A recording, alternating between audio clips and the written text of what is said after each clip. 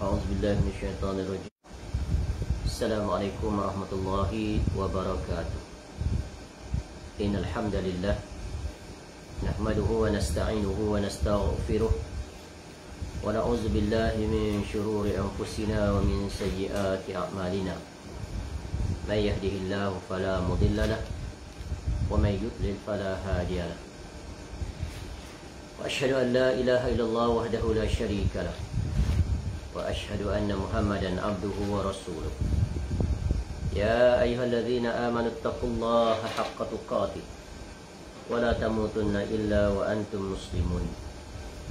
يا أيها الناس اتقوا ربكم الذي خلقكم من نفس واحدة وخلق منها زوجها وبث منهما رجالا كثيرا ونساء واتقوا الله الذي تساءلون به والأرحام إن الله كان عليكم رقيبا.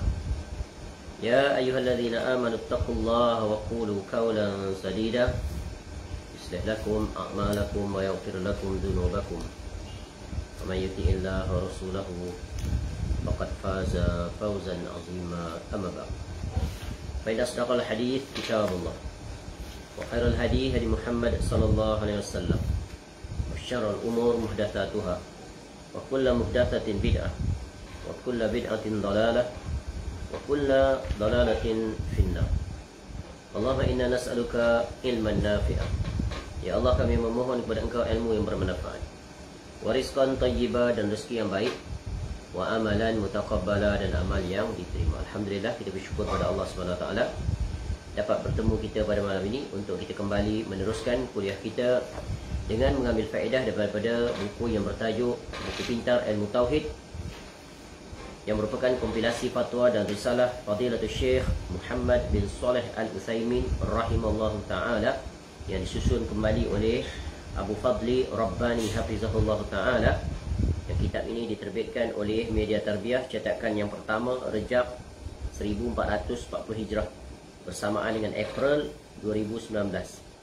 Kitab yang syarat dengan faedah terkait tentang ilmu tauhid, ilmu yang wajib dipelajari oleh setiap Muslim, ya, kerana ia merupakan perintah daripada Allah Ta'ala yang dengannya Allah mengutuskan seluruh Rasul-Rasul alaihi wassalatu wassalam untuk menyeru manusia kepada tauhid.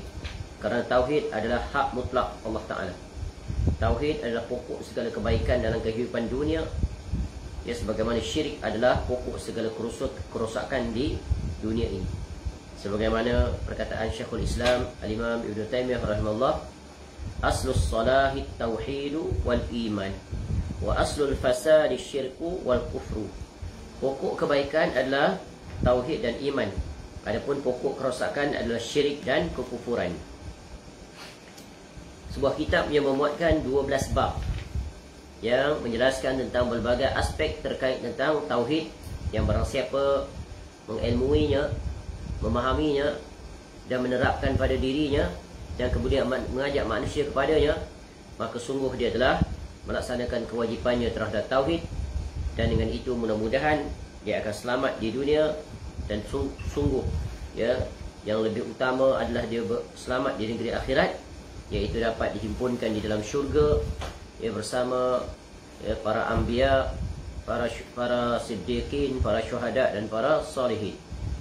InsyaAllah pada malam ini kita akan kembali meneruskan, ya, kuliah kita dengan mengambil faedah masih berada pada bab yang ke-9, iaitu bab yang telah datang pada menyatakan tentang perwujudan nyata terhadap tauhid. Yang bab ini mengandungi 4 perbahasan yang dibahagikan pada perbahasan A, B, C dan D.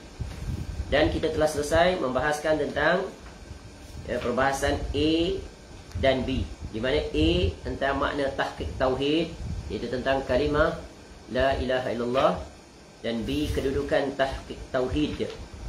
Dan sekarang kita akan memasuki bahagian C, cara mewujudkan tauhid secara nyata. Kenapa bab ini penting? Kerana barang siapa yang mentahqiq tauhidnya, apa makna mentahqiq tauhid? Iaitu memurnikan dan membersihkan tauhid daripada sebarang kekotoran, kesyirikan, kebidahan dan kemaksiatan. Maka akan menitijahkan tauhid yang murni, tauhid yang sejati, ya, yang itulah merupakan intisari daripada tujuan dan tuntutan kalimatut tauhid, Ya, man haqqaqa tauhid dakhala al-jannata bighairi hisab. Ya, barang siapa mentahqiq tauhidnya, maka dia akan masuk syurga tanpa hisab. Ya, bila hisab, bila azab. Baik. Langsung saja kita kepada bahagian C, muka surat 212. Iaitu daripada kitab Buku Pintar Ilmu Tauhid.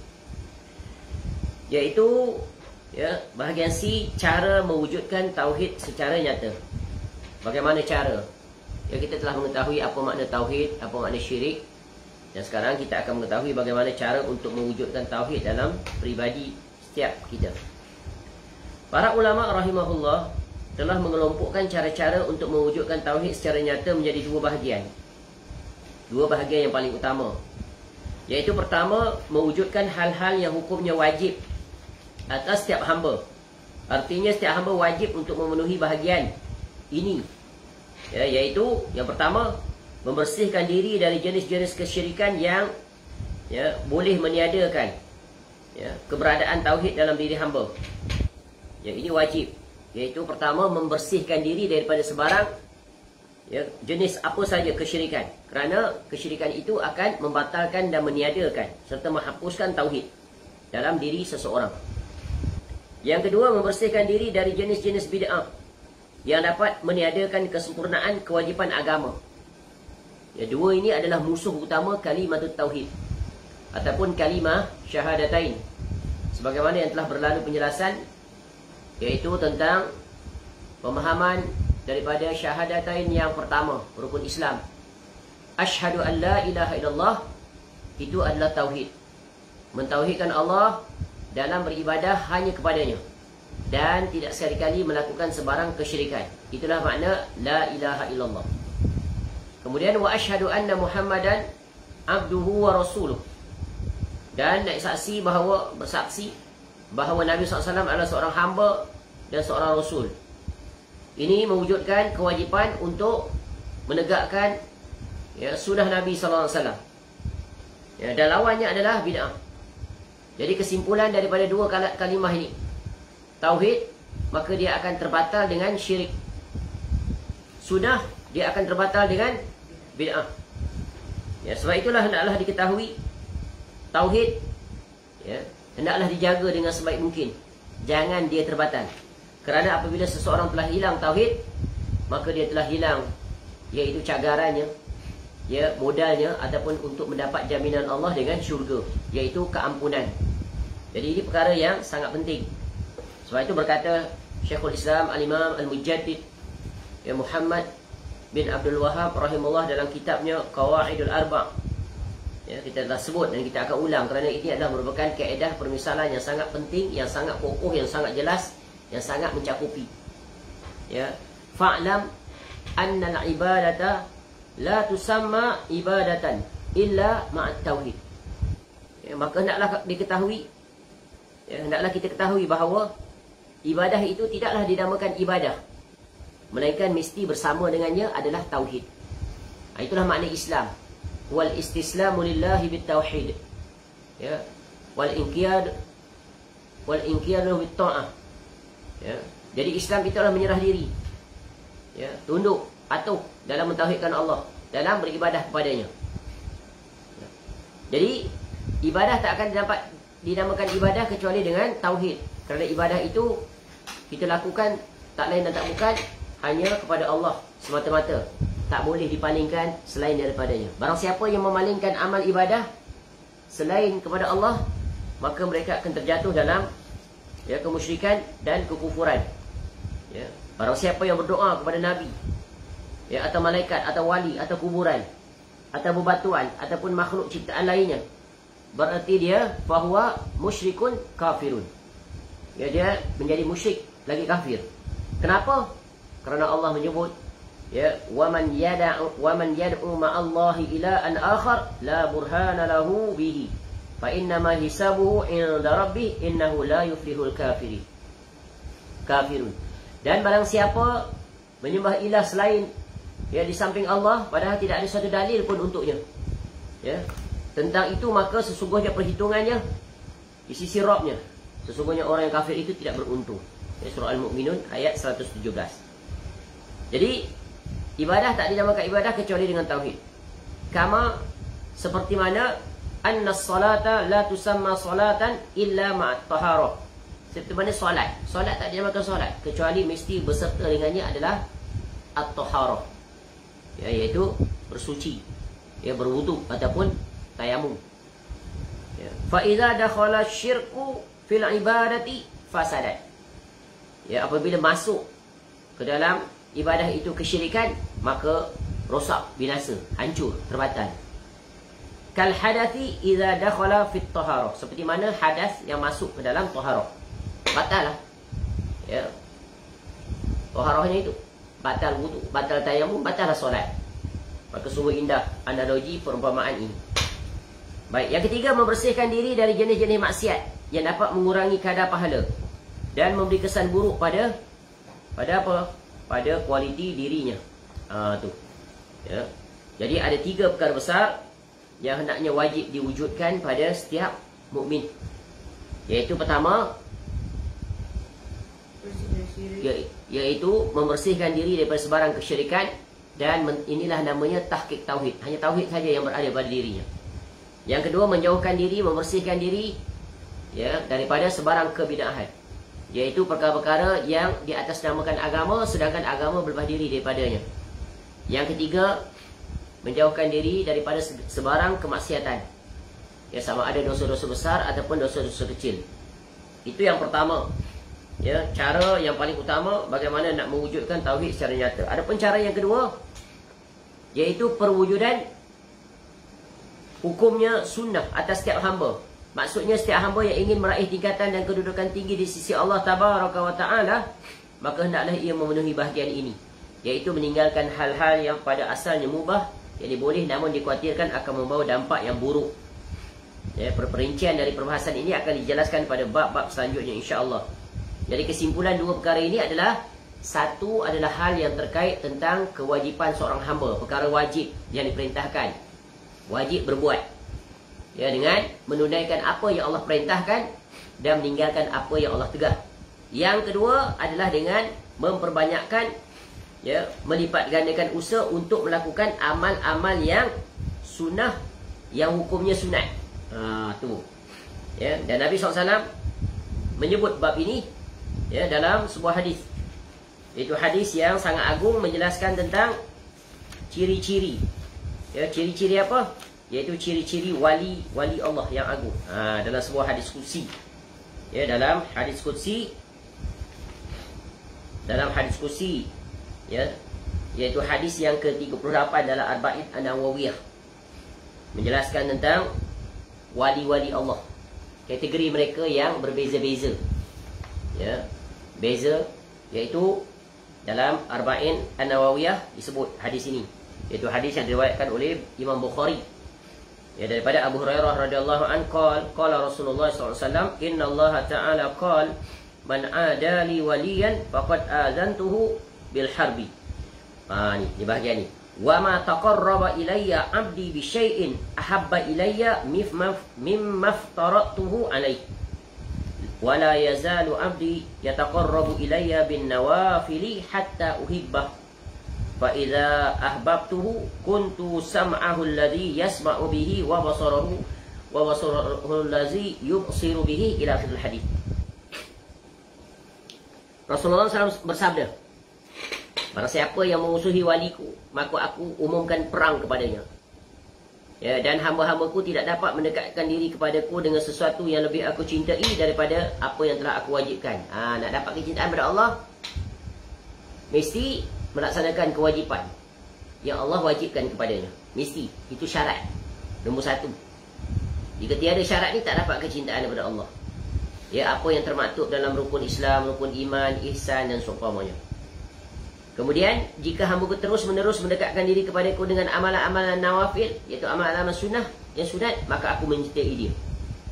Jika aku sudah menyintainya, maka akulah pendengarannya yang ia jadikan untuk mendengar dan seterusnya. Jadi hadis ini menjelaskan tentang tingkat manusia.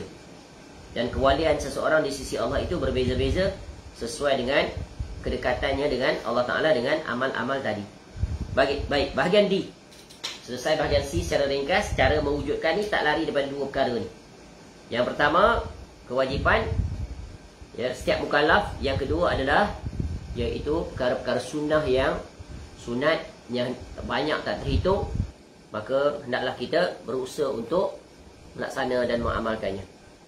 Dan kita telah belajari tentang sunnah-sunnah ini ya secara komprehensif dalam kitab, iaitu Amalan Sunnah Setahun, iaitu buku yang ditulis oleh Al-Ustaz Al-Fadil, iaitu Ustaz Yazid bin Qadir Jawas, hafizahullah ta'ala. Alhamdulillah telah selesai.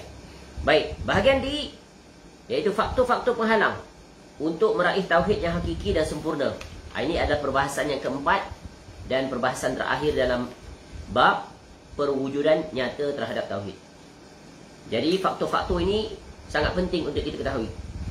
Ya, kerana ia akan memberi kesan implikasi terhadap kemurnian, ya, kebersihan, ketulinan, keaslian tauhid yang kita miliki.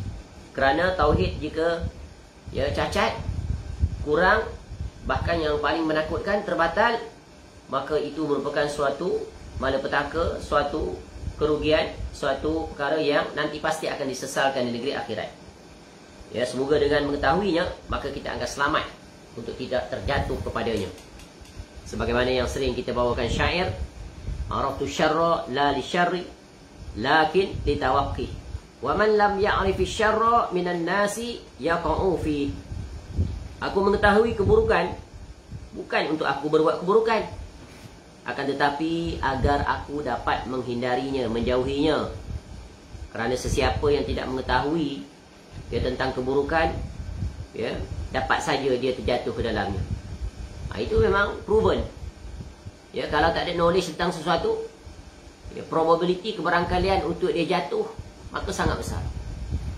Sangat besar. Sebab itu wajib mempelajari tentang ilmu ini secara berpasang-pasangan. Tauhid lawannya syirik, sunnah lawannya bid'ah, dan begitulah seterusnya. Baik, yang pertama faktornya adalah, dalam bab ini, perbahasan ini disenaraikan 15 faktor. Faktor yang pertama yang menghalang untuk meraih tauhid yang hakiki dan sempurna, iaitu berbuat syirik kepada Allah. Ranking nombor 1. Syirik merupakan lawan dari tauhid. Dan ini telah kita pelajari pada bab yang ke-8, membersihkan ibadah setiap hamba dari noda-noda syirik. Jadi syirik merupakan lawan daripada tauhid. Apabila ada syirik pada diri seorang hamba, nescaya rosaklah tauhidnya. Itu pasti. Dan syaitan itu selalu mengajak kepada kesyirikan dan menyuruh supaya bergantung kepada selain daripada Allah. Baik membisikinya supaya merasa takut kepada sesuatu tersebut, maupun agar tumbuh rasa harap pada sesuatu tersebut. Oleh kerana itu, setiap hamba sangat memerlukan untuk terus-menerus, seorang hamba sangat berhajat untuk terus-menerus memurnikan tauhidnya daripada noda-noda syirik. Jadi syirik sebagaimana yang telah kita pelajari, syirik iaitu dibahagi kepada 2 atau 3. Concern yang paling utama adalah syirkun akbar. Kerana apa? Syirik akbar bertentangan dengan tauhid secara keseluruhan. Dia akan membatalkan, menghapuskan dan melenyapkan tauhid. Jadi bila tauhid hilang, apa lagi yang tinggal kepada kita? Apa lagi modal? Apa lagi jaminan? Apa lagi harta yang ada pada kita untuk dicagarkan nanti di negeri akhirat apabila kita berdiri di hadapan Allah? Apabila syirik mengganti tauhid, maka alangkah ruginya nanti di negeri akhirat. Sebagaimana yang telah kita pelajari, bahawa Allah tak akan ampunkan dosa orang yang datang dengan membawa kesyirikan. Innallaha la yaghfiru an yushraka bihi wa yaghfiru ma duna dzalika liman yasha wa man yusyrik billah faqad iftara itsman 'azima. Sesungguhnya Allah tidak akan mengampuni dosa kerana mempersekutukannya, iaitu syirik. Dan dia mengampuni dosa selainnya, iaitu selain syirik, bagi siapa yang dia kehendaki. Barang siapa yang mempersekutukan Allah, maka sungguh dia telah berbuat dosa yang besar. Surah An-Nisa ayat 48. Dan banyak lagi ayat-ayat yang lain. Baik. Adapun terapi untuk membersihkan tauhid pada diri seorang hamba dari kesyirikan adalah sebagai berikut. Bagaimana cara nak menyelamatkan diri daripada syirik? Yang pertama, ikhlas dalam beribadah, dalam beramal soleh. Ikhlas dilakukan tak lain dan tak bukan kerana Allah Ta'ala, tidak selain daripada itu. Sebab itu wajib untuk mengikhlaskan niat. Dan ini adalah perkara yang tidak mudah, memerlukan mujahadah setiap saat. Kerana syaitan pasti akan memasuki menerusi pintu ini agar berbuat ibadah, agar dipalingkan kepada makhluk. Ya, untuk mendapat pujiankah dia? Ya, untuk merasa dia itu paling banyak amal ibadahkah dia? Dan pelbagai lagi. Ya, ikhlas merupakan lawan dari syirik. Kerana itu wajib atas setiap hamba untuk ikhlas dalam beramal soleh, semata-mata hanya kerana Allah Tabaraka wa Ta'ala. Jika tidak ada keikhlasan dalam beramal, nescaya amalan tersebut tertolak atau tidak diterima oleh Allah Tabaraka wa Ta'ala. Allah Tabaraka wa Ta'ala berfirman, "Faman kana yarju liqa'a rabbih falyamal amalan salihan wa la yusyrik bi'ibadati rabbih ahada." Maka siapa saja yang mengharap pertemuan dengan Rabb-nya, maka hendaklah ia mengerjakan kebajikan. Ya, hendaklah ia mengerjakan amal soleh. Dan kita tahu dah syarat amal soleh sebelum ini, yang telah kita pelajari daripada bab yang terkait tentang, iaitu syarat ibadah dua, sebagaimana kita menakalkan daripada perkataan Fudail bin Iyad rahimahullah, iaitu akhlasuhu wa aswamuhu. Baik. Dan janganlah ia mempersekutukan dengan sesuatu pun dalam beribadah kepada Rabb-nya. Al-Kahfi surah yang ke-18 ayat 110, ayat terakhir. Allah Tabaraka Ta'ala tidak menerima setiap amal kebajikan jika tidak mengharapkan redha-Nya. Jadi apa saja amal buat kita, kita mengharapkan redha Allah, tidak selain itu. Bukan redha manusia, bukan redha makhluk, tapi redha Allah Ta'ala. Itulah dia buah dan bukti keikhlasan. Sebagaimana disebutkan dalam hadis yang sahih, bahwasanya Rasulullah SAW bersabda, Allah Ta'ala berfirman, "Ana aghna syuraka'i 'ani syirki. Man amila amalan asyraka fihi ma'i ghairi taraktuhu wa syirkah." Allah Ta'ala berfirman, ya, hadis qudsi, "Aku tidak berhajat kepada semua sekutu. Barang siapa beramal dengan mempersekutukan aku dengan yang lain, maka aku biarkan dia bersama sekutunya." Ya, nanti di negeri akhirat, ya Allah perintah, pergilah kepada mereka yang kamu sekutukan dalam beribadah dulu, minta kepada mereka. Ya, dan pasti mereka tidak akan dapat memberi. Jadi beramallah kepada yang dapat memberi, iaitu Allah Ta'ala. Dialah yang akan mengurniakan balasan yang sebaik-baik balasan, iaitu syurga. Jadi jangan dipalingkan. Alangkah ruginya jika dipalingkan kepada selain daripada Allah. Di dunia barangkali dia merasai bahagia, nikmat, banyaknya pujian dan seumpamanya. Namun ingat, di negeri akhirat dia akan jadi orang yang paling rugi, ya, loser. Jadi akan kehilangan segala-galanya.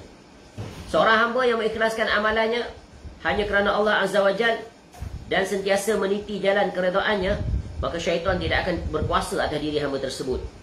Ya, Allah Tabaraka Ta'ala berfirman, "Innahu laisa lahu sultanun 'alal ladzina amanu wa 'ala rabbihim yatawakkalun. Innama sultanuhu 'alal ladzi yatawallawnahu wal ladzina hum bihi musyrikun." Sungguh syaitan itu tidak akan berkuasa terhadap orang-orang yang beriman dan bertawakal kepada Rabb mereka. Ya, kuasa syaitan hanyalah terhadap orang-orang yang menjadikan syaitan sebagai penolong, dan terhadap orang-orang yang menyekutukan Allah dengan syaitan. Surah An-Nahl, surah yang ke-16, ayat 99 hingga 100. Ya. Begitu jugalah firman Allah Ta'ala tentang keikhlasan Nabi Yusuf alaihissalam. "Walaqad hammat bihi wa hamma biha laula ar-ra'a burhana rabbih kadzalika linasrifa 'anhu as-su'a wal fahsya innahu min ibadil mukhlasin." Dan sungguh perempuan itu telah berkehendak kepada Yusuf alaihissalam, dan Yusuf pun berkehendak kepada perempuan itu, sekiranya ia tidak melihat tanda dari Rabb-Nya. Demikianlah kami palingkan keburukan dan kekejian daripada Yusuf. Sungguh Yusuf itu termasuk hamba kami yang ikhlas. Surah Yusuf, surah yang ke-12, ayat 24. Jadi di sini untuk mendapat keselamatan daripada tipu daya syaitan yang mengajak kepada kesyirikan, kemaksiatan, kebid'ahan dan sebagainya, iaitu beriman dan bertawakal serta mengikhlaskan niat kepada Allah. Jadi barang siapa yang memiliki 3 syarat ini, ya, maka mereka akan selamat. Ya, ikhlas, ya, mereka tidak melakukan perbuatan amalan apa pun melainkan hanya untuk Allah, bukan untuk makhluk. Ya, beriman maknanya mereka yakin, percaya, patuh, tunduk, taat dan berbagai lagi terhadap apa saja yang Allah sampaikan.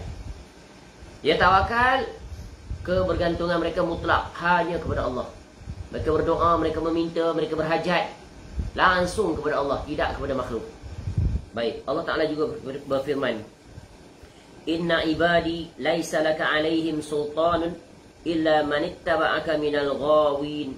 Sesungguhnya hamba-hambaku ini, tidaklah engkau, yakni wahai iblis, memiliki kuasa atas diri mereka itu, ya, mereka ini, kecuali sesiapa saja yang mengikutimu, iaitu orang yang sesat. Iblis tak akan dapat kuasai orang yang beriman, orang yang bertawakal, orang yang ikhlas. Tapi iblis akan dapat menguasai mereka yang tidak memiliki sifat tersebut. Ya. Dan banyak manusia yang terjatuh ke dalam pelanggaran-pelanggaran perintah Allah. Ya, tidak ada keinginan untuk melakukan amal soleh, tidak ada keinginan untuk menyahut seruan muazzin yang memanggilnya ke surau, ke masjid. Kerana apa? Kerana hilangnya sifat-sifat tiga tadi khususnya. Ya, hati mereka sakit atau hati mereka mati, tidak hidup dengan keimanan, dengan keikhlasan, dengan tawakal. Ya, mereka ditipu oleh syaitan dengan tipu daya dunia. Ya, alangkah ruginya orang-orang seperti itu. Allah Ta'ala juga berfirman, cukup dah kan? Iaitu orang yang sesat. Baik, surah Al-Hijr tadi, surah yang ke-15 ayat 42.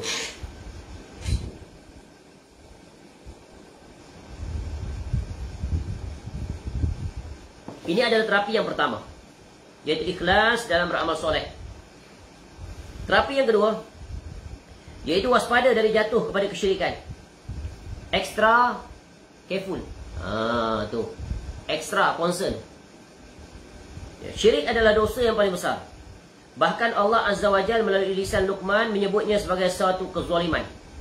Allah Ta'ala berfirman, wa idh qala Luqmanu li banihi wa huwa ya'izuhu ya bunayya la tusyrik billah inna syirka la zulmun azim.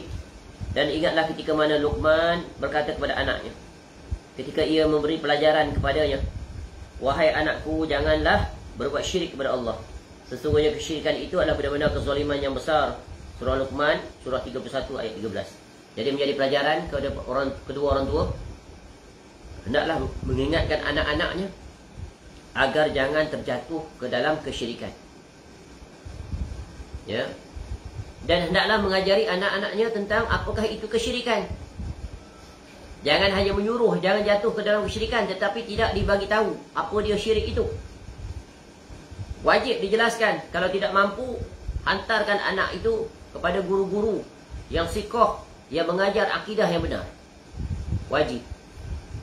Ya, supaya anak-anak itu tahu. Ya, dan betapa banyaknya anak-anak yang tidak mengetahui di zaman ini. Bahkan orang tua pun tidak mau mengambil tahu. Membiarkan anak-anaknya itu langsung tidak mengetahui tentang tauhid, langsung tidak mengetahui tentang syirik. Ya, betapa lemahnya generasi yang dibina oleh kedua orang tua di zaman ini. Ya, mereka lebih memberatkan urusan dunia. Sanggup hantar tuition, habis duit beratus untuk sekadar memahami, pandai dalam ilmu akademik, matematik, sains, bahasa Malaysia, bahasa Inggeris dan sebagainya.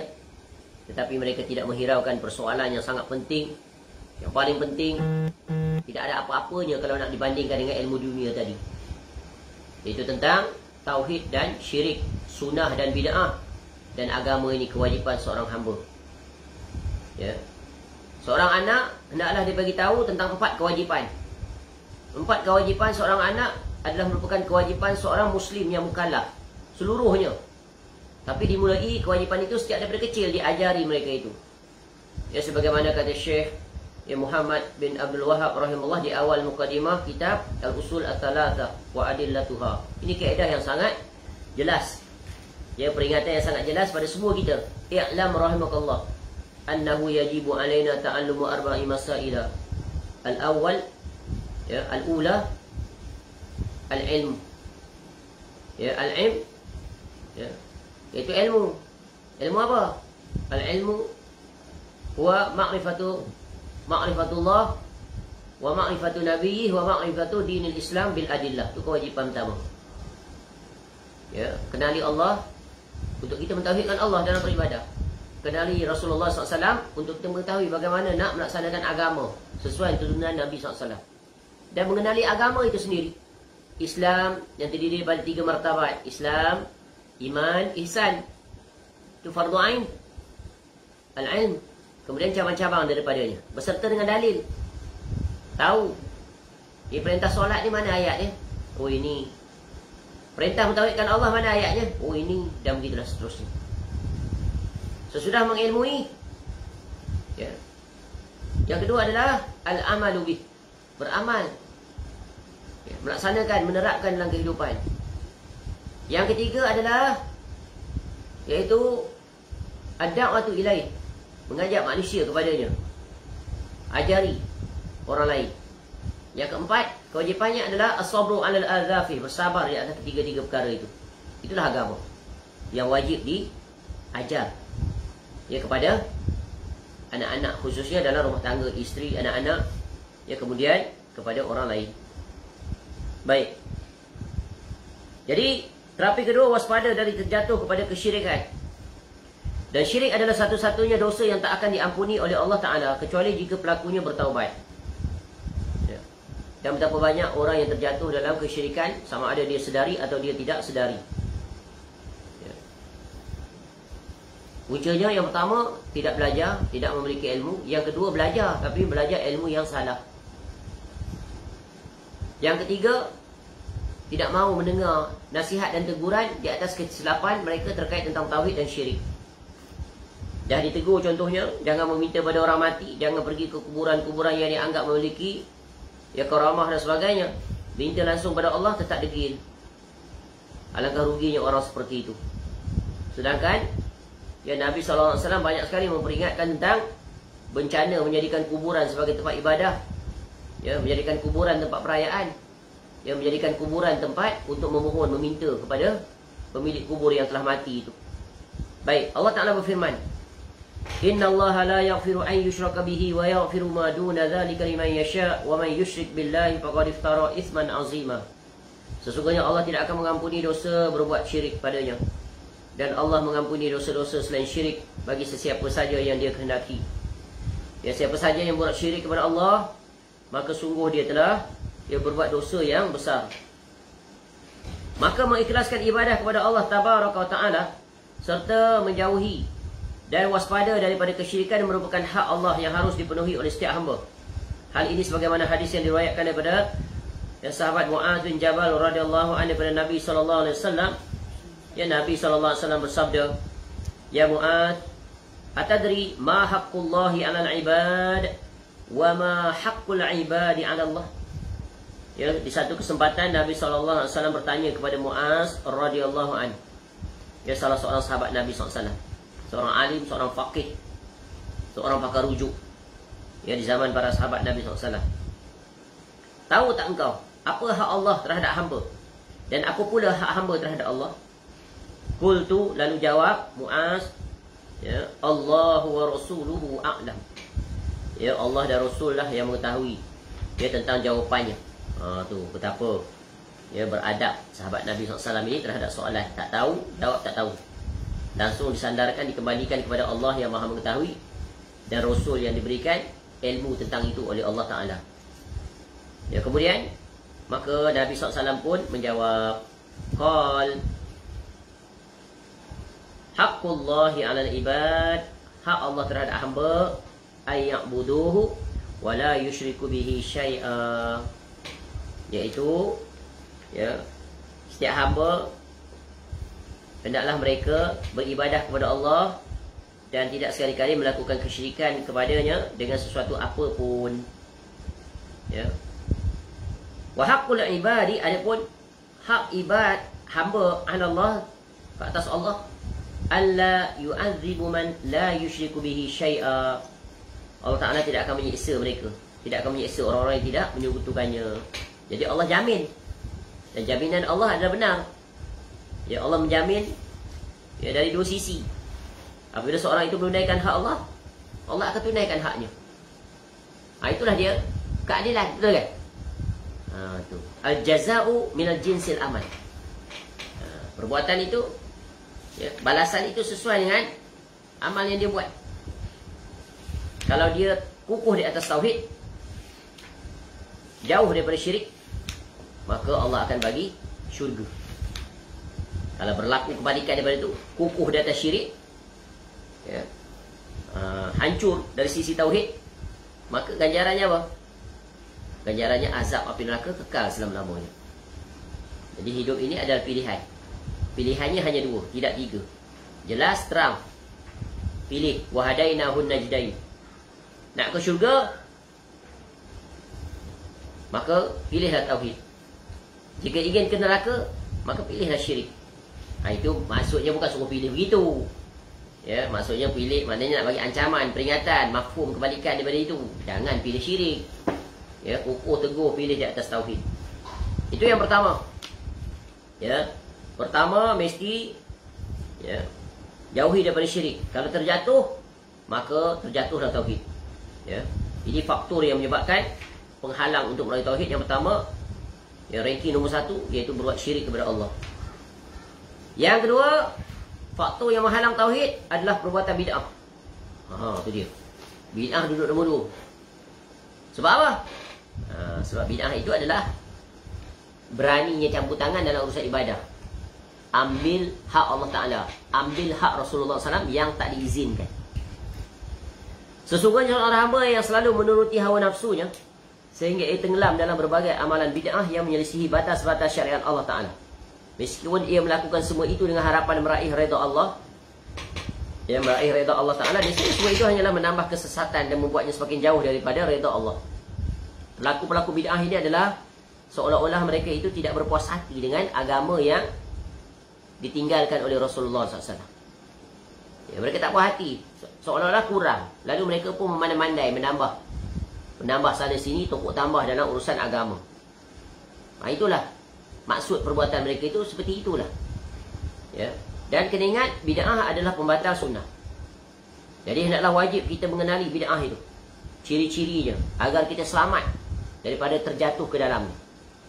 Dan betapa banyaknya perintah Allah agar kukuh teguh di atas tauhid, di atas ya ittiba'ur rasul, dan betapa banyaknya ucapan Nabi SAW, dan betapa banyak pula ucapan para salaf setelah itu, iaitu generasi ya para sahabat Nabi SAW, kemudian para salafus soleh, dan begitulah dari zaman ke zaman para ulama, ya bahkan para ulama ya memasukkan perbahasan tentang bid'ah ini dalam kitab tauhid.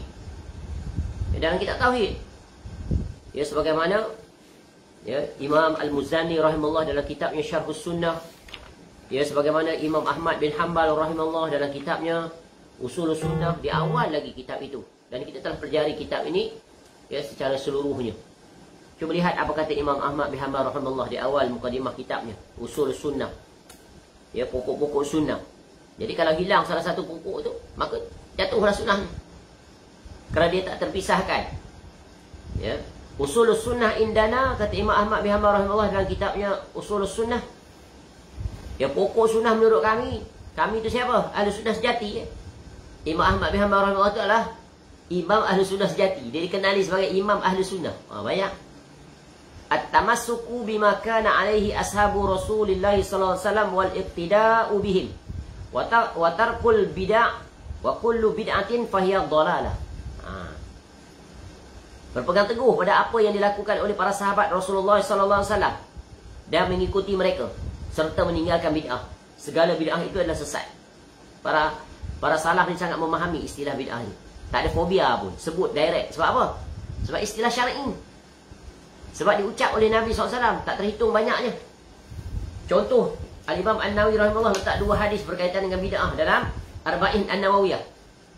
Yang pertama pada hadis yang kelima, dengan mendatangkan ya, hadis yang diriwayatkan oleh tak lain dan tak bukan isteri Nabi SAW, ya, iaitu Aisyah radhiyallahu anha. Man ahdatha fi amrina ma hadza ma laisa minhu fa huwa raddun.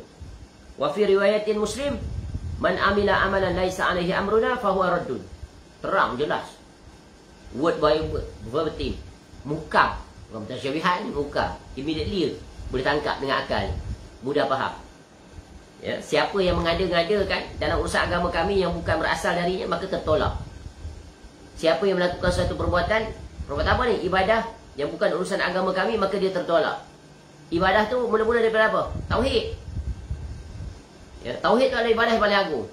Kemudian kewajipan-kewajipan seorang hamba dari sisi perbuatan, solat, puasa, zakat, haji, dan amalan-amalan yang mengiringinya, amalan-amalan sunat. Bid'ah ni banyak masuk di mana? Tu amalan sunat. Dia ganti amalan sunnah dengan amalan bid'ah. Ya. Cuba lihat apa kata Nabi SAW. Ya. Dalam hadis yang sangat menggetarkan sehingga para sahabat Nabi SAW mengalir air mata. Seolah ini adalah wasiat perpisahan. Ya. Dan isi kandung di situ adalah pertama Nabi SAW wasiatkan apa? Perkara yang paling agung, iaitu takwa kepada Allah. Usikum bitaqwallah ya azza wa jal was-sam'i wat-ta'ah wa in ta'ammara 'alaikum 'abdun fa innahu man ya'ish minkum fasayara ikhtilafan katsira. Ni Nabi SAW buat peringatan penting. Akan dapat datang zaman ni sesudah kewafatan Nabi SAW. Apa kata Nabi SAW? Aku wasiatkan kamu untuk bertakwa kepada Allah. Apa makna takwa? Tauhid.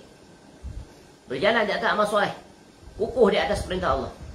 Jangan berganjak, jangan menukar, jangan ganti, jangan modify. Persis sama berjalan di atas apa yang aku wasiatkan. Apa yang diwasiatkan oleh Nabi SAW? Agama.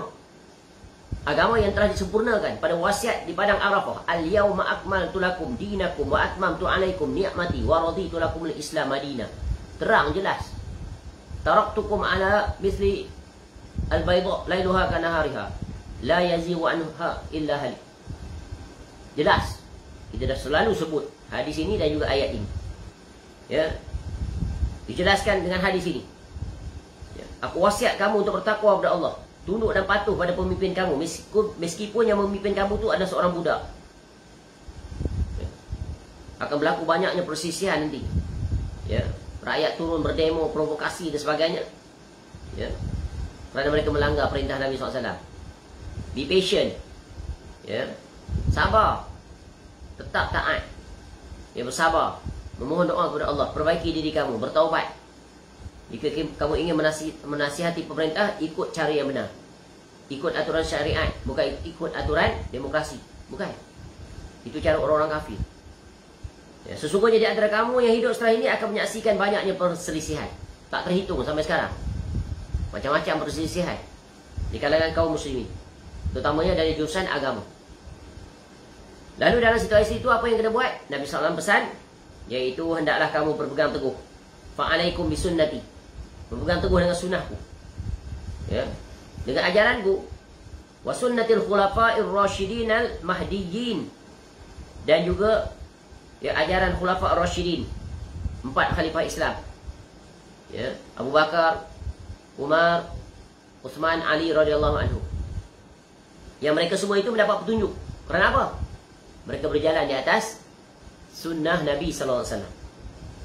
Mereka contoh perwujudan praktikal dari segi ucapan, perbuatan dalam menghidupkan dan meneruskan, iaitu ajaran Nabi SAW, agama ini. Addu 'alaiha bin nawajis. Gigit kuat-kuat sunnah tu dengan geraham. Kuat-kuat. Walaupun ketika itu ramai sekali manusia sudah melepaskannya. Sunnah dah tak mau ikut. Yang diikut adalah bid'ah yang tak terhitung banyaknya. Atas nama apa? Ikhlas kerana Allah. Apa salahnya? Baik.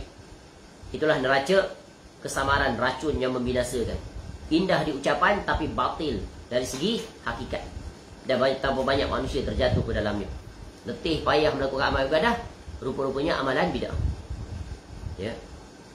Fa inna wa iyyakum muhdatsatil umur fa inna kulla bid'atin dalalah. Tengok, sesudah Nabi SAW memesan kukuh teguh di atas tauhid sunnah, ingat ada pembatal dia, ada lawan dia yang akan datang.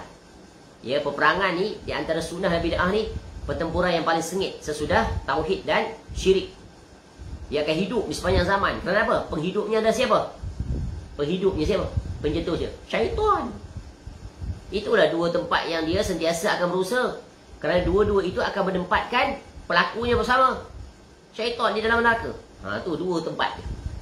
Ya, dia akan cari jalan di situ. Tapi Nabi SAW bagi dah reminder, bagi guide, bagi information.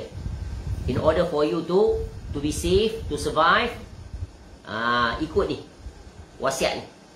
Ya. Pegang teguh-teguh sunnah Nabi SAW dan jauhi, hindari perkara bid'ah. Ya. Jauhi. Kerana apa? Bid'ah tu semuanya sesat. Tak ada satu pun yang merupakan petunjuk. Kerana dia bukan daripada agama. Dia bukan daripada agama. Walaupun dia letakkan label agama. Ya, dia tetap tak akan jadi agama selama-lamanya. Sebagaimana kata Imam Malik rahimahullah. Man ibtada'a fil Islam bid'ah yaraha hasanah faqad za'ama anna Muhammadan khana ar-risalah li'anna Allah yaqul al-yawma akmaltu lakum dinakum wa atmamtu 'alaikum ni'mati wa raditu lakum al-Islam madina. Ni kata pemungkas ni, penamat, kata pemutus. Ya. Closing statement by Imam Malik rahimahullah. Fama lam yakun yauma izin dinan fala yakunul yauma dinan. Faham? Faham tu? Barang siapa yang berbuat bid'ah, kata Imam Malik rahimahullah, orang sekelas Imam Malik pun ya lancar menyebut tentang bid'ah. Ni tak, jangan bincang bid'ah, perkara khilafiyah, ya, menyebabkan pecah belah masyarakat. Mana dapat kaedah tu? Bincang bab bid'ah memecah belah masyarakat. Memanglah kamu memecah belah masyarakat. Di antara sunnah dan bid'ah, dia takkan boleh berkumpul. Dan pasti dia akan berpisah. Tak boleh disatukan. Tak boleh. Mesti dijelaskan. Whether you are on the sunnah side or on bid'ah side. Which one you want to be? Barang siapa yang berbuat satu bid'ah dalam Islam, lalu dia menganggapnya sebagai satu kebaikan, dia gezet satu amal ibadah, kemudian dia impose. Kita baca surah Tabar ni, surah Al-Mulk ni. Lepas solat Isyak je, immediate kita baca. Ramai-ramai. Pada waktu yang ditetapkan, kaedah yang ditetapkan, dalam bilangan yang ditetapkan. Ni. Ya, dia introduce, dia enforce satu benda yang tak diintroduce, tak di-enforce oleh Nabi SAW. Tapi niat baik, betul kan? Nak kebaikan. Tengok ni, Imam Malik rahimahullah dah kata dah, barang siapa yang berbuat suatu bid'ah dalam Islam, dalam agama ini, lalu ia menganggap satu kebaikan, dan memang dia akan anggap kebaikan, dia tak pernah anggap keburukan apa yang mereka buat atas nama agama. Berarti dia telah menyangka bahawa Nabi Muhammad SAW telah berkhianat terhadap risalah. Kenapa? Kerana apa yang dia buat tu Nabi SAW tak buat, ataupun Nabi SAW buat tapi tak bagi tahu. Nabi SAW sembunyikan perbuatan itu. Ni sungguh satu kejahatan lisan, betul kan? Bahawa siapa yang mengucapkan seperti itu kafir. Jangan main. Ya. Dia lebih pandai daripada Nabi SAW. Ajaib tak? Ajaib. Ya. Kerana apa? Kerana Allah telah berfirman, pada hari ini telah kusempurnakan untuk kamu agama kamu, dan begitu seterusnya. Lalu Imam Malik rahimahullah buat kesimpulan yang sangat teguh, kukuh, jelas untuk membantah dan menghancurkan dakwaan-dakwaan pelaku bid'ah ini. Ya. Fama lam yakun yauma izin dinan fala yakunul yauma dina. Maka apa-apa yang saat itu tidak merupakan agama, pada saat mana Nabi SAW dan para sahabat, tak ada benda tu. Tak ada karenah pun Nabi SAW memerintahkan untuk berbuat, sama ada yang sahih atau yang soreh. Tak ada. Maka pada saat ini, zaman kita, dia kata Imam Malik rahimahullah, pun bukan merupakan agama. Jadi jangan memandai-mandai lah. Tapi pelaku bid'ah, hobi dia, hobi. Ya, sangat memandai-mandai. Dia suka. Ya, dia suka buat benda-benda baru. Dan cuba lihat, kaedah ni pasti. Dia proven throughout history, throughout time. Barang siapa yang melakukan amalan bid'ah, pasti sulit, pasti payah. Pasti sulit, pasti payah. Memang dia dipayahkan. Ya. Barang siapa yang berbuat sunnah, pasti mudah, pasti senang. Tengok sunnah orang mati. Ya, untuk menghiburkan orang yang kematian ahli waris, jiran-jiran yang buat makanan. Senang tak dia? Senang. Tapi apa yang berlaku kebalikan daripada itu, pelaku bid'ah, orang yang kematian itu buat makanan. Panggil dia, mereka yang tak kematian itu datang makan. Kemudian ada pula majlis tahlilan. Kedua bagi duit pula, kena sedia makan pula sedap. Kalau tak sedap, siap kena kutuk, kena maki ni. Ada yang sampai berhutang. Kalau miskin, tak buat nanti orang kata apa? Tak sayang mayat. Bagai-bagai. Nampak tak? Sulit tak bid'ah? Sulit. Kiaslah. Kepada yang lain tak terhitung banyak ni. Memang akan berjulit.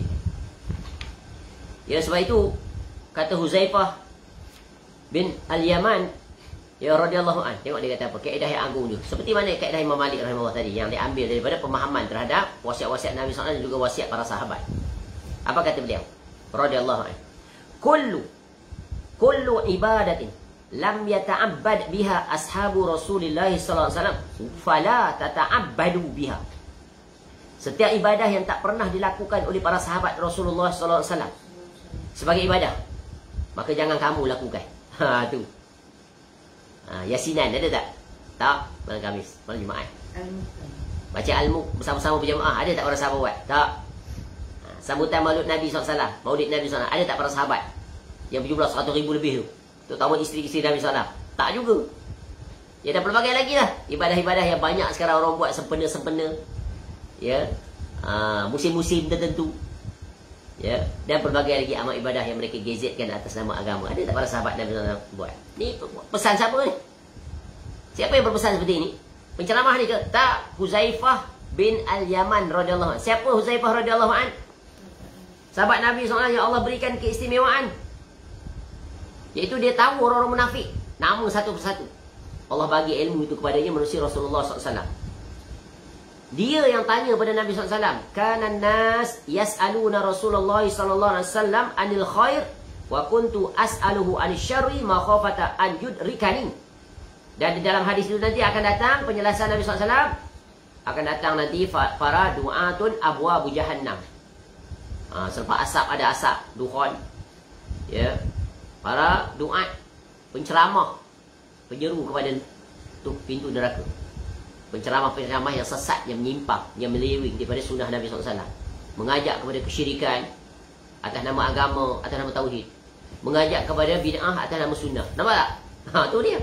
Dia yang tanya. Jadi Huzaifah radhiyallahu anhu kata apa? Fala tata'abbadu biha. Jangan sekali-kali kamu lakukan. Kenapa? Fa innal awwala lam yada' lil akhiri maqala. Kerana generasi pertama itu. Siapa generasi pertama? Huzaifah radhiyallahu anhu dan beserta para sahabat yang lain radhiyallahu anhu. Itu tidak memberikan kesempatan pada generasi berikutnya untuk melakukan, ya, untuk berpendapat dalam urusan agama. They have no right, no authority. Even they are very close to Rasulullah SAW, but they are not allowed. And yet they are very understand about that. Tak berani langkah, tak berani berbuat. Padahal, ya, boleh saja mereka berbuat, betul kan? Sebab mereka orang alim, dididik langsung oleh Nabi SAW. Sebab dia tahu ada had, ada limit, ada boundary. Your task, your role, your responsibility, just berbuat sebagaimana yang telah diajar oleh Nabi SAW. Saling tak tumpah, copy paste. You are not allowed to copy edit, copy modify, copy add, or copy minus, or copy delete. No, cannot. You must copy paste. Boleh faham tak tu? Sampai nak kata macam tu supaya nak faham. Tapi pelaku bid'ah sulit nak terima ni. Apa salahnya? Bagus. Ya, macam-macam alasan lah dia datang. Ya, tapi dalilnya, dalil yang lebih lemah daripada sarang labah-labah. Sebab dalilnya apa? Apa salahnya? Bagus. Ya, cuba tanya orang yang menyambut Maulid Nabi SAW tu. Apa salahnya? Bagus kan, kita cinta Nabi SAW, kita sambutlah. Ya, dia pakai kaedah dalil yang melarang, tiada yang melarang. Ya, dalam berbuat amal ibadah bukan dalil yang melarang. Kaedahnya dalil yang menyuruh. Perintah, ada perintah tak? Untuk berbuat. Kerana ini ibadah, mesti ada perintah untuk berbuat, bukan melarang. Melarang tu dalam bab muamalah, transaksi perniagaan bagai-bagai. Dia terbuka, lebih luas. Cukup tak kat tu. Kemudian apa kata lagi? Huzaifah radhiyallahu anhu, fattaqullah ya ma'syaral qurra'i khuzu tariqa man kana qablakum. Bertakwalah pada Allah wahai para qurra, ahlul qiraah, dan ambillah jalan orang-orang sebelum kamu. Ya. Baca Quran tapi menyelisihi isi kandung Quran. Hafal Quran. Macam-macam qiraah dia pandai. Khusus lagi. Tapi menyelisihi. Buat bid'ah. Dia terjatuh dalam kesyirikan. Bayang. Jadi bukan bermakna orang hafal Quran betul akidahnya. Belum tentu lagi. Kerana hafal Quran bukan bukti. Ya. Ramai anak-anak tahfiz tu hafal Quran tapi tak faham apa isi kandung Quran. Orang kafir pun hafal Quran. Kalau para orientalis tu, Masya Allah. Ya, kaji Quran bukan main lagi. Mendalam. Bahasa-bahasa tu cukup pakar ni. Ya, sampai dia pergi duduk dengan Arab-Arab Badui itu untuk menguasai bahasa, untuk memahami Quran. Bacalah kisah-kisah orang tali tu. Bahkan, ya, dalam keadaan tertentu dia lebih pakar daripada orang Arab dalam bahasa Arab. Sehingga menghasilkan kamus lagi. Dan pelbagai lagi. Tu. Jangan ingat. Ya, agama ini sebab tu nikmat ni kalau Allah bagi kita kefahaman. Ya, sebab itu Nabi SAW bersabda, man yuridillahu bihi khairan yufaqqih fiddin. Barang siapa yang Allah hendakkan kebaikan, dia bagi faham tentang agama. Ya, betapa banyak agamawan yang salah faham terhadap agama, mengajar perkara-perkara yang menyimpang daripada agama. Ramai tak? Ramai. Dia bukan bermakna belajar agama daripada kecil sampai besar. Ya, dia faham sebenar. Ya, kerana pemahaman itu adalah hidayah daripada Allah. Ya. Dan juga niat serta tujuan serta manhaj yang dia ikuti. Kalau dia ikuti manhaj yang salah, maka dia akan menyimpang. Walaupun dia daripada kecil sampai ketua belajar agama. Ada bukti? Ada. Banyak. Contoh, seperti Imam Abul Hasan Al-Asy'ari rahimahullah. 40 tahun. Daripada kecil sampai ke tua. 40 tahun. Sampai ke usia. Ya. Tapi berada dalam kesesatan. Sebab apa? Belajar tentang akidahnya Mu'tazilah.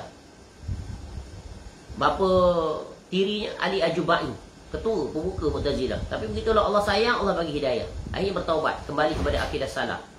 Walaupun tidak sepenuhnya, tapi sudah menghampiri dengan usaha dia, dengan masa yang berbaki baginya. Begitulah juga para imam lain yang banyak terjatuh dalam ilmu kalam dan sebagainya.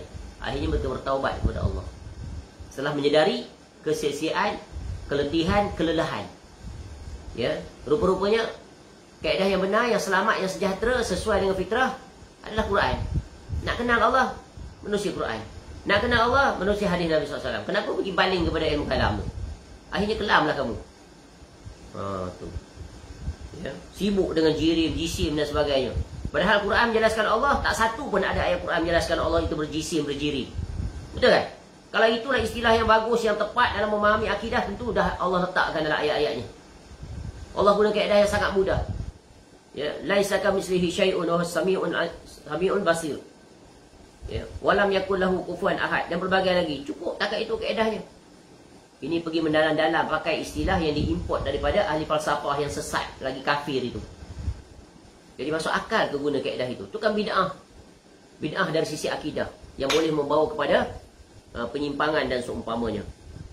Sebab itu kenal Allah ini tak ada cara lain. Baca Quran. Allah jelaskan tentang dirinya. Ya, mohon kefahaman pada Allah. Ya, daripada Allah. Allah akan bagi kita faham. Ya, faham tentang makna-makna dan penjelasan-penjelasan sebagaimana ya kita berdoa seperti mana yang didoakan oleh Nabi SAW kepada Ibn Abbas radhiyallahu anhuma. Allahumma faqihhu fid din wa 'allimhu ta'wil. Dan makbul doa itu. Ya, apa tidaknya Nabi SAW yang mendoakannya. Jadi kita gunakan ucapan Nabi SAW itu untuk mendoakan diri kita. Allahumma faqihni fid din wa 'allimni at-ta'wil.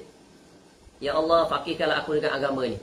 Apatah lagi di zaman sekarang, banyaknya guru-guru yang berbagai membawa berbagai tafsiran terhadap agama. Kau fahamkan aku ya Allah di atas agama yang benar. Kau tunjuk, kau tolong aku. Aku dah usaha dah ni semaksimal mungkin. Belajar, cross reference, cross check, buat comparison, ya, buat analisis. Dia letak dua-dua yang pelbagai itu, kita letak satu. Kemudian kita minta kepada Allah, jika inilah pendapat yang benar, kau tenteramkan aku di situ. Jalanilah aku di atas jalan itu. Ya, kepada engkau lah aku berserah dan kepada engkau lah aku memohon hidayah. Ihdinas siratal mustaqim, siratal ladzina an'amta alaihim. Itulah minta. Itu kaedah agama. Dan faham aku tentang maksud-maksud ayat Quran. Kerana dengan memahami maksud ayat Quran yang benar, kita tak akan terkecoh, kita tak akan berkiblatkan ahli kalam dalam memahami ayat Quran. Faham nasib mana-mana Nabi SAW dan para sahabat. Dia akan selamat dalam akidah, akan selamat dalam ibadah. Tak terjatuh dalam syirik, tak terjatuh dalam kebidahan. Baik. Maka sucinya seorang hamba dari bid'ah merupakan faktor terpenting dalam rangka mewujudkan tauhid secara nyata. Sebab seorang hamba yang dirinya terbebas dari sikap melampaui batas dan dapat mengekang syahwatnya daripada sikap-sikap menyelisih batas-batas syariat Allah Azza wa Jalla, niscaya ia dapat mewujudkan tauhid secara nyata, iaitu dengan menunaikan perintah-perintah Allah Ta'ala, dengan menjauhi larangan-larangannya, serta dengan beribadah dengan ikhlas kepadanya melalui apa-apa yang telah dicontohkan oleh Rasulullah SAW. Inilah dia. Sebab itu bukti benarnya kita mencontohi Nabi SAW ini pada 4 prinsip. Ya.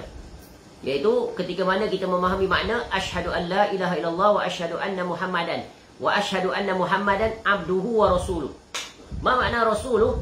Iaitu Rasul la yughdab bal yuta'u wa yuttaba. Rasul itu tak boleh didustai. Apa yang patut kita lakukan, wajib kita adalah taat dan ikut. Taat dan ikut. Ya, taat. ikut. Dua ni berjalan beriringan. Wajib ikut, wajib taat. Sebab barang siapa yang taat ikut masuk syurga. Kullu ummati yadkhulunal jannah illa man aba. Semua umat aku akan masuk syurga kecuali mereka yang enggan. Enggan lawan daripada apa? Taat dia ikut. Para sahabat Nabi SAW tanya, immediately response. Wa man ya'ba ya Rasulullah? Siapa mereka yang enggan? Lalu Nabi SAW immediately bagi respon. Man ata'ani dakhalal jannah wa man asani faqad aba.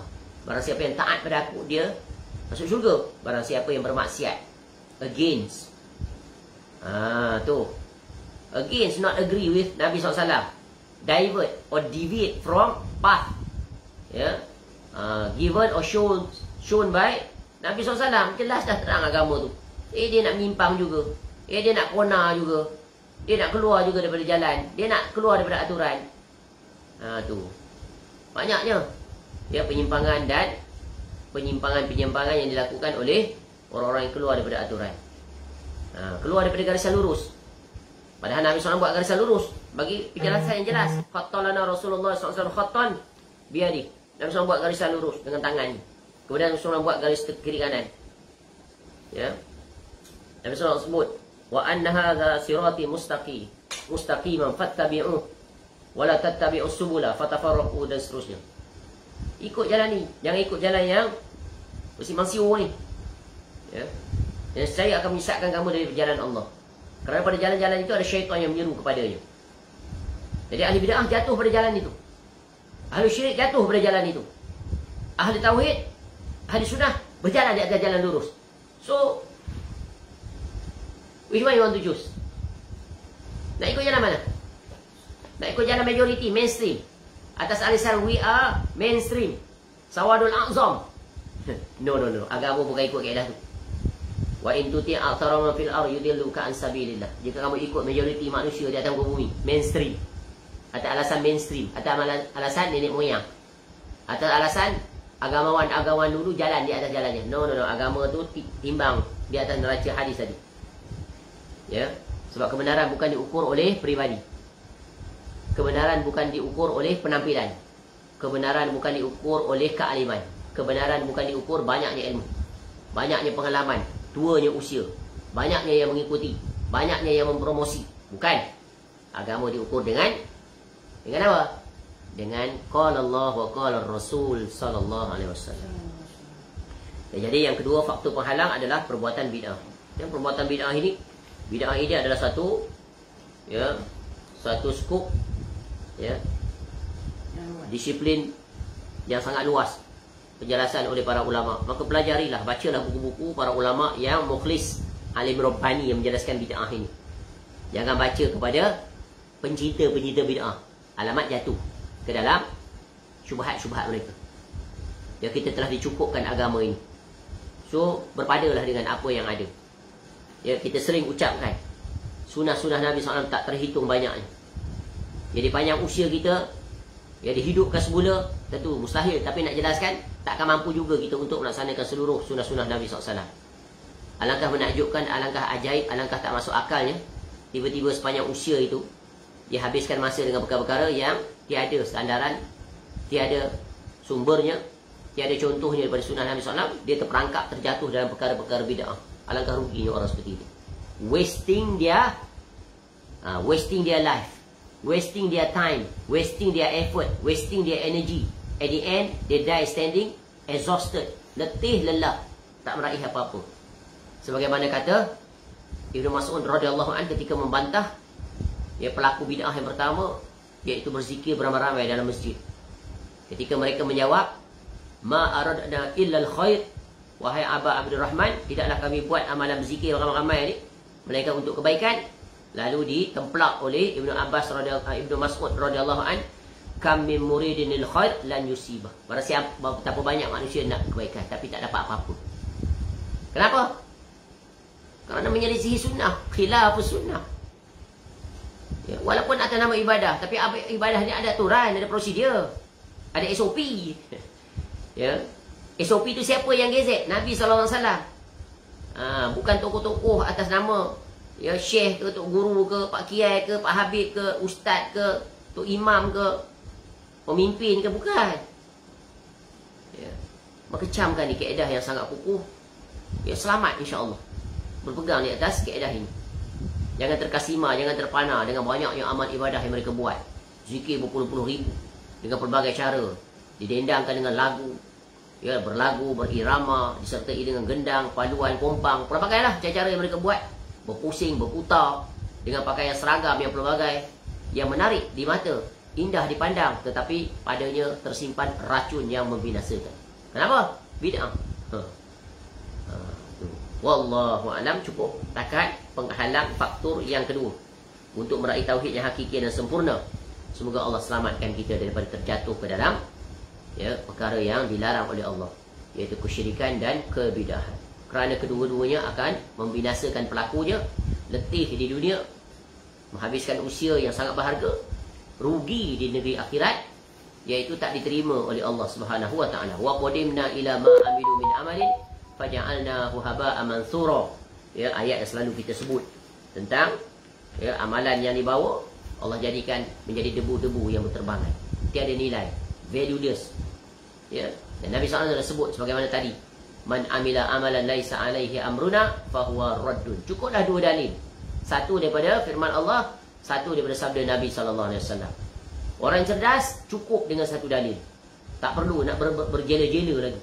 Tapi kalau sudah hati yang sakit, hati yang mati, datanglah 1000 dalil, tetap degil, enggan, engkar. Kenapa? Hati telah tertutup. Jangan tutup hati kita untuk menerima kebenaran, walaupun pahit, walaupun keras. Jangan peduli siapa yang sampaikan, bagaimana cara dia sampaikan. Yang hendaknya kita peduli apa yang dia sampaikan. Kalau itu adalah kebenaran, terima dengan sepenuh hati, dengan jiwa yang besar. Ya, kalau apa yang disampaikan salah, maka tinggalkan. Itulah kaedah yang benar dalam mencari dan memilih kebenaran. Dan kebenaran itulah yang hendaknya diutamakan, bukan tokoh-tokohnya atau sesiapa sahaja. Itulah kaedah agama, itulah kaedah yang selamat. Wallahu a'lam. Panjang umur, kita akan teruskan faktor yang ketiga, iaitu beralasan dengan takdir, daripada 15 faktor yang dipaparkan dan dijabarkan di dalam bahagian C. Dalam bahagian D, faktor-faktor penghalang untuk meraih tauhid yang hakiki dan sempurna. Wallahu a'lam. Semoga bermanfaat. Allahumma ahyina wa amisna ala al-islam was sunnah. Wa sallallahu ala nabiyyina Muhammad wa ala alihi wa sahbihi wasallam. Wa akhiru da'wana alhamdulillahi rabbil alamin. Assalamualaikum warahmatullahi wabarakatuh.